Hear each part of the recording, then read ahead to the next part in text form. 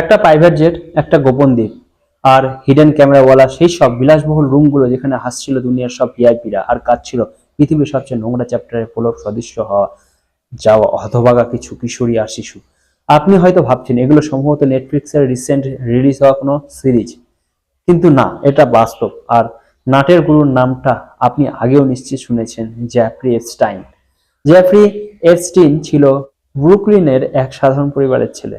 তার জন্ম ছিল 1953 সালে। সে কলেজেই শেষ করতে পারেনি, কিন্তু নিউ ইয়র্কের এলিট ডেলটন স্কুলে শিক্ষকতার চাকরি জোগাড় করে ফেলে ভুয়া ডিগ্রি আর আত্মবিশ্বাসী মিথ্যার উপর ভর করে। সেখান থেকেই তার জীবনে ঢুকে যায় সেই সব বাবা মা যার ওয়াল স্ট্রিট ও আমেরিকান ক্ষমতার কেন্দ্র থেকে আসা, আর সেই যোগাযোগেই তাকে নিয়ে যায় বিনা ডিগ্রিতে সরাসরি ইনভেস্টমেন্ট ব্যাংক বেনার স্টিয়ার্নসে। বেয়ার স্টেয়ার্নসে সে খুব দ্রুত উপরে উঠে আসে, এমনকি লিমিটেড পার্টনার পর্যন্ত করা হয় ওই ব্যাংকের। কিন্তু কিছু রেগুলারিটি ঝামেলা আর সন্দেহজনক ট্রেডিং এর কারণে 1981 সালে তাকে বেরিয়ে যেতে হয় সেখান থেকে। তারপর সে তৈরি করে নিজের কোম্পানি, জে এপস্টিন অ্যান্ড কো।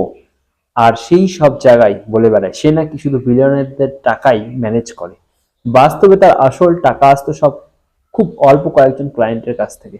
তাদের মধ্যে অন্যতম ছিলেন ভিক্টোরিয়াস সিক্রেট এর মালিক লেস ওয়েক্সনার, আর কয়েকজন হচ্ছেন ইনভেস্টর লিওন ব্ল্যাক, যারা সব মিলিয়ে তাকে শত শত মিলিয়ন ডলার ফি দিয়েছে বলে তদন্তে উঠে এসেছে। এফসিনের এই পুরো টাকা ম্যানেজ করার ব্যাপারটা আসলে ফ্রিল্যান্সে জিনিয়াসই না, বরং এক ধরনের হানি ট্র্যাপ সিস্টেম, যেখানে টাকা, প্রভাব, সুন্দরী নারী এর ক্যামেরা একসাথে মিলেমিশে যায় একটা ভয়ঙ্কর জাল। তার নিউ ইয়র্ক পেন্টহাউস, পাম বিচের ভিলা, ক্যারিবিয়ান দ্বীপ, লিটন সেন্ট জেমস সব জায়গাতেই ছিল হাই প্রোফাইল পার্টি, যেখানে থাকতো রাজ পরিবারের সদস্য, প্রেসিডেন্ট, বিলিয়নার, বিজ্ঞানী, সেলিব্রিটি সবাই। বাইরে থেকে মনে হতো এই সব শুধু এলিট সোশ্যাল সার্কেল, কিন্তু ভিতরের গোপনে চলতো আরেক খেলা। কি সেই খেলা? অসংখ্য রুম, লুকানো ক্যামেরা, আর এমন পরিস্থিতি যেখানে ক্ষমতাধর মানুষদের দুর্বলতা রেকর্ড হয়ে যেত, অনেক সময় অপ্রাপ্ত বয়স্ক মেয়েদের সঙ্গে। তদন্ত আর সাক্ষ্যগুলোর ইঙ্গিত পাওয়া গেছে। এই ভিডিও আর ছবি ছিল তার লিভারেজ মেশিন, যা দিয়ে সে নিশ্চিত করত কেউ যেন তার বিরুদ্ধে দাঁড়াতে না সাহস পায়। টাকাই সে শুধু বিলাসী জীবনই চালায়নি, নিয়ন্ত্রণও করেছে তার মানুষকে। কিন্তু ক্লায়েন্টের ক্ষেত্রে সে এমনভাবে বোঝাতো, আপনার ফিনান্স একদম মেস, শুধু আপনি ছাড়া আপনাকে কেউ বাঁচাতে পারবে না। ধীরে ধীরে সে পাওয়ার অফ অ্যাটর্নি নিয়ে নেয়, মানে পুরো সম্পদের ওপর আইনি নিয়ন্ত্রণ, যেমনটা লেস ওয়েনাক্সের ক্ষেত্রে দেখা গেছে। এটা তাকে এমন ক্ষমতা দেয় যা সাধারণ ফিনান্স অ্যাডভাইজারের থাকে না। এইদিকে সে নিজের এমন একটা ইমেজ বানায় যে সে একজন পুরোদস্ত, দাতব্য, বুদ্ধিমান, বৈজ্ঞানিক চিন্তাধারার একজন মানুষ। হার্ভার্ডের মতো বিশ্ববিদ্যালয়ে মিলিয়ন ডলার দান, বিখ্যাত বিজ্ঞানীদের সঙ্গে আড্ডা, ফিজিক্স, কসমোলজি, এমনকি মানবজিন নিয়ে উচ্চাভিলাষী প্রজেক্ট, এইসব তাকে এমন এক সম্মানজনক মুখোশ দেয় যা তার অপরাধকে অনেকের চোখে দীর্ঘদিন ঢেকে রেখেছিল। কিন্তু আসল নাটক শুরু হয় তার পিরামিড স্কিম ধরনের সেক্স ট্রাফিকিং মডেল থেকে। সে কেমন ধরনের স্কিম ছিল? তদন্ত আর কোর্টে ডিটেইলড এসেছে যে কিভাবে সে তার সহযোগীরা কম বয়সী, আর্থিকভাবে দুর্বল মেয়েদের টার্গেট করত, মাসাজের কাজ আর ভবিষ্যৎ সুযোগ দেখিয়ে। প্রথমে তাদের ভিলাতে নিয়ে আসতো। একজন আসল ভিকটিমের কথা থেকে এইটা বেরিয়ে এসছে। পুরো প্রসেসটা কিভাবে মেনটেন করতো সেটা। স্কুলের পর কে এসে বলছে কিছু সহজ মাসাজের কাজ আছে, ক্যাশে 200 থেকে 300 ডলার পাওয়া যাবে শুধু 1 ঘন্টার জন্য। বুঝতেই পারছেন টাকার অনেক কিশোর কিশোরীদের যারা আছে, তারা আমেরিকার একটা ছোট টাউনের মেয়ের কাছে বিশাল টাকা, আর তার পরিবারেও হয়তো আর্থিকভাবে একটু সমস্যায় আছে। বাস এই সুযোগটা লুফে নিত অনেকেই। এপস্টিন প্রথমে প্রফেশনাল ইন্টারভিউয়ের মতো পরিবেশ তৈরি করত, মেডিকেল বই হাতে নিয়ে, ম্যাসেজের মাংসপেশি নিয়ে প্রশ্ন করত নতুন আসা মেয়েদের, যেন এখানে যা হচ্ছে সব খুব বৈজ্ঞানিক প্রফেশনাল। এতে মেয়েরা ভাবতো এই লোকটা তো সিরিয়াস ডাক্তার ডাক্তার টাইপ। এরপর ধীরে ধীরে সেই মাসাজ রুমে শুরু হতো সীমা টপকানো স্পর্শ, অস্বস্তিকর কথাবার্তা, আর এক পর্যায়ে সরাসরি যৌন নির্যাতন। যাদের উপর নির্যাতন চলতো তাদের অনেকেই আবার বলা হতো আরো মেয়েদের নিয়ে আসলে আরো বেশি টাকা দেওয়া হবে। এইটা হলো একের পর এক সেই চেন সিস্টেম। এইভাবে সে তার সহযোগীরা একটা ভিকটিম রিক্রুটার চক্র বানিয়ে ফেলেছিল। আপনি যত বেশি মেকি নিয়ে আসবেন তত বেশি ক্যাশ পাচ্ছেন, আর আপনি নিজেই এখন অন্যদের টেনে আনছেন সেই একই ফাঁদে। এই কাঠামোকে প্রসিকিউটররা পরে বলেছে পিরামিড স্কিম অফ অ্যাবিউজ। উপরের দিকে এপিস্টিন আর তার নেটওয়ার্ক, নিচে অসংখ্য কিশোরী যাদের উপর দিয়ে আসলে সিস্টেমটা টিকে আছে। তার লোকেশনগুলো ছিল প্রায় সিনেমার মতো ভয়ঙ্কর। ক্যারিবিয়ানের লিটল সেন্ট জেমস, পরিবেশ সুন্দর, নীল পানি মানে জল, প্রাইভেট আইল্যান্ড। তবে বাস্তবে অভিযোগ এসেছে সেখানে কিশোরীদের রাখা হতো বন্দির মতো। কেউ পালাতে চাইলে পাসপোর্ট নিয়ে নেওয়া হতো। এমনকি এক কিশোরী নাকি সাঁতারে পালাতে গিয়ে ধরা পড়ে আবার ফিরিয়ে আনা হয় বলে মামলায় বর্ণনা আছে। তার পাম বিচ ম্যানশন থেকে শুরু হয় তদন্ত। সেখানে স্থানীয় পুলিশ একাধিক মেয়ের অভিযোগ ভিত্তিতে অনুসন্ধান চালায়। এরপর আর্টিস্ট মারিয়া ফারমান সহ অনেকেই শেয়ার করেছেন যে কিভাবে তাকে হুমকি দেওয়া হতো এবং হয়েছিল যেন কিছুই কাউকে না বলা হয়।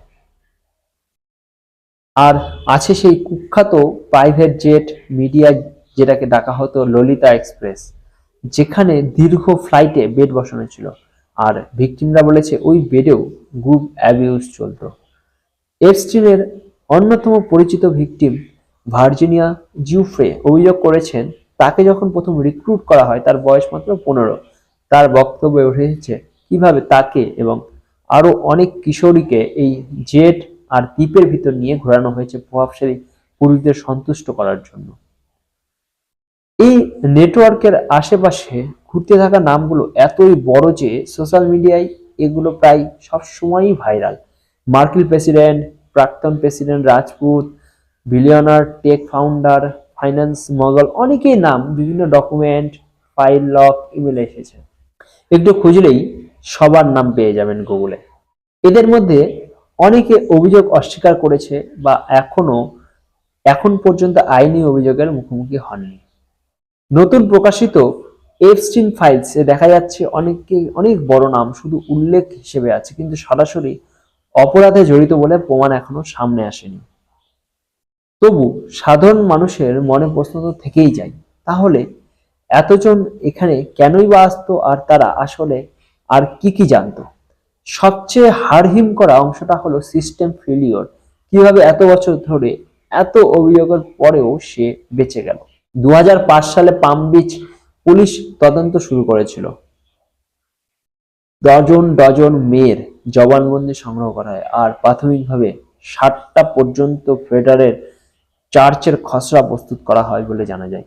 কিন্তু শেষ পর্যন্ত 2008 সালে সে পেয়ে যায় সুইট হার্ট ডিল, যেখানে ফেডারেল মামলার বদলে দুটো স্টেট লেভেলে দুটো প্রস্টিটিউশন সংক্রান্ত চার্জে দোষ স্বীকার করে 13 মাসের মতো জেল খাটে। তাতেও দিনে বেশিরভাগ সময় জেলের বাইরে ওয়ার্ক রিলিজে কাটানোর অনুমতি নিয়ে নেয় সে। এই ডিলটা নাইট ক্লাবের ভিআইপি পাস না, বরং একরকম আইনি অদ্ভুত সুবিধা যা সাধারণ অভিযুক্তরা কখনোই পায় না।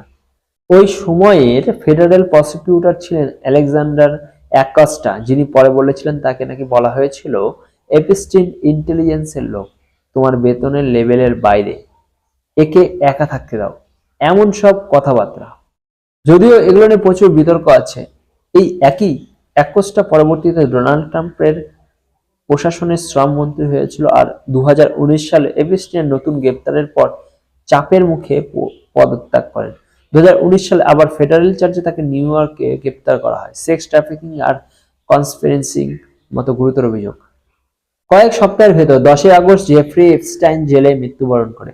অফিসিয়াল রিপোর্টে এটাকে আত্মহত্যা বলা যায়, কিন্তু ক্যামেরা নষ্ট থাকা, গার্ডদের অবহেলা, এইসব কারণে Epstein did not kill himself এমন মিম থেকে শুরু করে অসংখ্য কনস্পিরেসি থিওরি দাঁড়িয়ে যায় অনলাইনে। এখানেই গল্পের শেষ নয়। কংগ্রেস এক নতুন আইন পাশ করে, এপস্টিন ফাইলস ট্রান্সপারেন্সি অ্যাক্ট, যাকে বলা হয় ফেডারেল সরকারকে এপস্টিন সম্পর্কিত সব ডকুমেন্টস ধীরে ধীরে প্রকাশ করতে হবে। ট্রাম্পের মাথায় পড়লো হিমালয় সমপাথর। 2026 সালের শুরুতে ডিপার্টমেন্ট অফ জাস্টিস প্রায় 30 থেকে 35 লাখ পেজ ডকুমেন্ট, প্রায় 1.8 লাখ ছবি আর হাজার হাজার ভিডিও জনসাধারণের জন্য উন্মুক্ত করেছে, যদিও আরো অনেক মিলিয়ন পেজ এখনো গোপনে আছে বলে উল্লেখ করা হয়েছে। ভিকটিমের নিরাপত্তা আর চলমান তদন্তের অজুহাতে এই নতুন প্রকাশ করা ফাইলগুলোতে কোনো একটাতে মাস্টার ক্লায়েন্ট লিস্ট নেই, বরং অনেক খণ্ডিত তথ্য, ইমেল, মেমো, সাক্ষ্য, ফ্লাইট লগ, যার অনেকটাই এখনো পুলিশ বিশ্লেষণ করছে। এইসব টুইস্টের মাঝে একটা জিনিস পরিষ্কার যে এপস্টিন শুধু এক শিকারী ছিল না, সে ছিল এমন এক সিস্টেমের প্রোডাক্ট যা দরিদ্র, লোভ, ক্ষমতা, লালসা আর লজ্জার ভয় একসাথে মিলিয়ে অসংখ্য কিশোরীর জীবন ভেঙে দিয়েছে। আর সবচেয়ে ভয়ঙ্কর সত্যটা কি জানেন? এপস্টিন মরে গিয়েছে, কিন্তু সে যে কৌশলগুলো ব্যবহার করেছে, ফেক সুযোগ, social proof, VIP tag, secret shame, এইসব এখনো প্রতিদিন বিভিন্ন ফর্মে সোশ্যাল মিডিয়াতেই ফিরে ফিরে আসে।